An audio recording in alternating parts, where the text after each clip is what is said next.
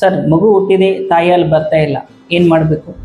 Welcome to baby care with doctor Nagaraj. ಅದು ನಿಮ್ಮ ತಂದೆ ಇಲ್ಲ ನಿಮ್ಮ ಅಜ್ಜ ಅಜ್ಜಿನ ಕೇಳಿ, ಫಸ್ಟ್ನೇ ಮಗು ಹುಟ್ಟಿದಾಗ ಎಷ್ಟು ಹಾಲು ಬಂದಿತ್ತು ಅಂತ. ಎಲ್ಲರೂ ಹೇಳ್ತಾರೆ ಕ್ವಶನ್ 2-3 ದಿನ ಹಾಲೇ ಬಿದ್ದಿಲ್ಲ ಅಂತ.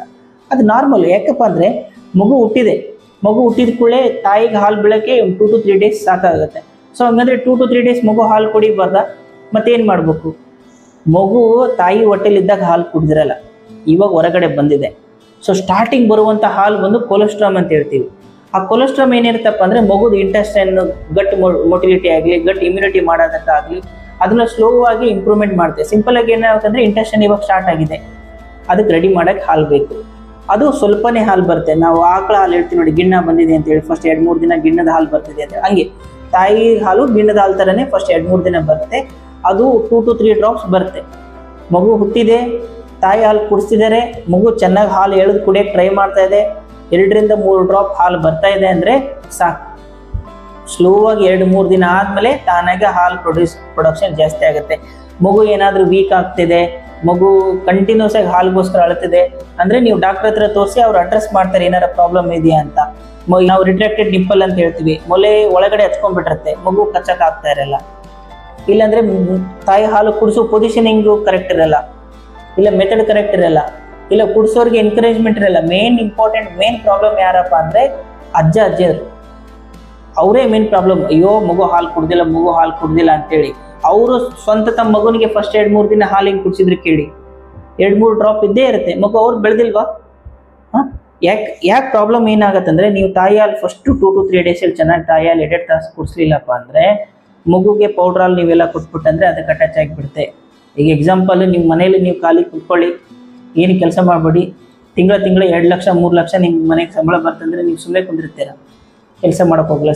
ಮಗುಗೂ ಕೂಡ ಹಂಗೆ. ಮಗುಗೆ ನೀವು ಬಾಟ್ಲಲ್ಲಿ ಫೀಡಲ್ಲಿ ಹಾಲು ಕುಡಿಸ್ಕೊತ ಹೋಗ್ಬಿಟ್ಟಂದರೆ ಮಗು ಕಷ್ಟಪಟ್ಟು ತಾಯಿ ಹಾಲು ಎಳೆದೇ ಇಲ್ಲ.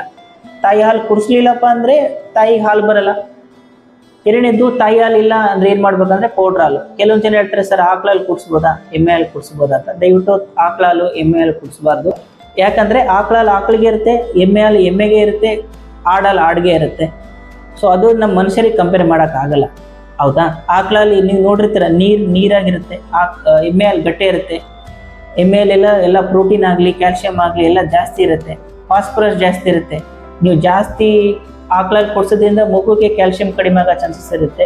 ಸೊ ಇದಕ್ಕೆ ನ್ಯೂಟ್ರಿಷನ್ಸ್ ಇಲ್ಲ. ನೀವು ತಾಯಿಯಲ್ಲಿ ಬರ್ತಿಲ್ಲ, ನಿಮ್ಮ ಡಾಕ್ಟರ್ ಹೇಳಿದರೆ ಭಾಳ ಕಂಡೀಷನ್ಸ್ ಪ್ರಾಬ್ಲಮ್ ಇದೆ ಅಂದರೆ ನೀವು ಪೌಡ್ರಲ್ಲಿ ಕೊಡಿಸ್ಬೋದು. ಪೌಡ್ರಲ್ಲನ್ನು ಕರೆಕ್ಟಾಗಿ ಪ್ರಿಪೇರ್ ಮಾಡಬೇಕಾಗತ್ತೆ. ಯೂಶ್ವಲಾಗಿ ಪ್ರಾಬ್ಲಮ್ ಏನಾಗುತ್ತೆ ಅಂದರೆ 1 ಸ್ಕೂಪ್ ಪೌಡ್ರ್ ತೊಗೊಂಡು 30 ml ವಾಟ್ರಲ್ಲಿ ಮಿಕ್ಸ್ ಮಾಡಬೇಕು. ಅವ್ರ ಮೆಜರ್ಮೆಂಟ್ ಕರೆಕ್ಟಾಗಿ ಮಾಡಲ್ಲ, ಎಷ್ಟು ಪೌಡ್ರ್ ಎಷ್ಟು ಹಾಕಿಬಿಡ್ತಾರೆ, ಬಾಟ್ಲ್ ಫೀಡ್ ಮಾಡ್ತಾರೆ, ಬಾಟ್ಲಿಂದ ಇನ್ಫೆಕ್ಷನ್ ಆಗೋ ಚಾನ್ಸಸ್ ಇರುತ್ತೆ. ಈ ವರ್ಷದ ಬ್ರೆಸ್ಟ್ ಫೀಡಿಂಗ್ ವೀಕ್ ದ ಥೀಮ್ ಏನಪ್ಪ ಅಂದರೆ prioritise breast feeding, create sustainable support system. ಅಂದರೆ ತಾಯಿ ಹಾಲು ಕುಡಿಸೋದನ್ನು ನೀವೆಲ್ಲರೂ ಪ್ರಚೋದನೆ ಕೊಡಿ. ಆಮೇಲೆ ತಾಯಿ ಹಾಲು ಕುಡಿಸುವಂಥ ಒಂದು ಒಳ್ಳೆ ಎನ್ವಿರಾನ್ಮೆಂಟ್ ಕ್ರಿಯೇಟ್ ಮಾಡಿ. ಎನ್ವಿರಾನ್ಮೆಂಟ್ ಕ್ರಿಯೇಟ್ ಮಾಡೋದಂದ್ರೆ ಹೆಂಗೆ? ತಾಯಿ ಹಾಲು ಕುಡಿಸಿದ್ರೆ ಅಂದರೆ ಕವರ್ ಆಗಲಿ, ಇಲ್ಲ 4 ಜನ ನೋಡುವಂಥ ಪ್ಲೇಸ್ ಇರಬಾರ್ದು, ಇಲ್ಲ ಏನಾದರೂ ಕವರ್ ಮಾಡಿ ಹಾಲು ಕುಡ್ಸೋಕ್ಕೆ ನೀವು ಹೆಲ್ಪ್ ಮಾಡಬೇಕಾಗತ್ತೆ. ತಂದೆ ತಾಯಿಯಂದರು ಅಜ್ಜಂದರು ನೀವೆಲ್ಲರೂ ಮಗು ತಾಯಿ ಹಾಲು ಕುಡಿಸ್ಬೇಕಂದ್ರೆ 2 ತಾಸ್ಕೊಮ್ಮ ಅವ್ರು ಸಪೋರ್ಟ್ ಮಾಡಬೇಕು. ಮಗು ಅನ್ನೋದು ಓನ್ಲಿ ತಾಯಿ ಪ್ರಾಪರ್ಟಿ ಅಲ್ಲ, ನಿಮ್ಮೆಲ್ಲರೂ ಪ್ರಾಪರ್ಟಿ. ನೀವೆಲ್ಲರೂ ಕೇರ್ ತೊಗೊಂಡ್ರೆ ಮಾತ್ರ ತಾಯಿ ಮಗುನ ಚೆನ್ನಾಗಿ ನೋಡೋಕ್ಕೆ ಸಾಧ್ಯ.